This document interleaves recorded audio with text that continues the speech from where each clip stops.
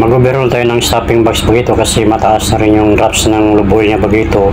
Sa 24 hours pumapalo na siya ng 25 liters sa 24 hours, kaya kailangan natin siyang i-overhaul kasi ano na rin siya sa PMS bagito, lagpas na rin siya sa mga running hours niya, kaya kailangan talaga natin papalitan ng bagong mga scrapper ring. Kaya maliit lang naman to na piston, kayang-kaya natin kamayin yung spring niya.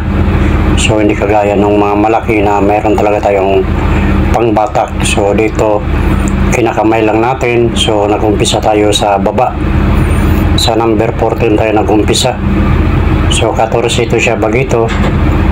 So bawat layer may spring. So yan, kinakabit natin, kinakamay lang natin bagito kasi kaya naman kamayin. Di kagaya ng mga malaki, mayroon talaga tayong mga special tools na pangbatak dito kasi sa sobrang ng tigas ng spring hindi mo kayang batakin, kaya may special tools. Pero ito kayang-kaya natin sa kamay. So walang mahirap na trabaho bagito pag love natin yung trabaho kasi yan, may guide naman tayo sa manual. Hindi talaga kayo mawala dyan bagito. So yan ang ginagawa natin bago tayo mag-assemble ng stopping box para sigurado tayo sa ating trabaho bagito.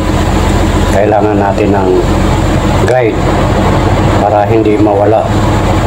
So yan, pumipitik yung spring natin sa sobrang tigas. So kaya natin yung ikabit bagito.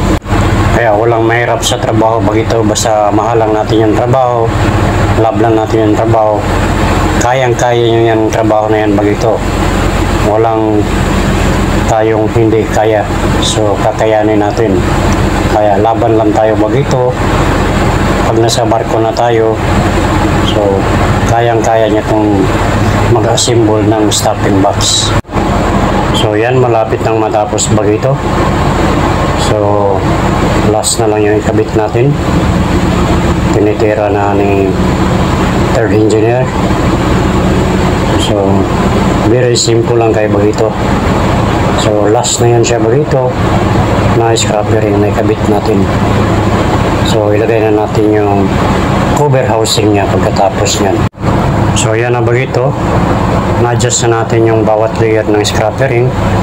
So umiikot na siya bagito kasi ginaguide natin yung cover housing niya. So yan ang pag-assemble natin bagito. Poging-pogi na yung stopping box natin bagito. Yan, itapat natin yung isa. Poging-pogi na yung stopping box natin bagito. Job well done.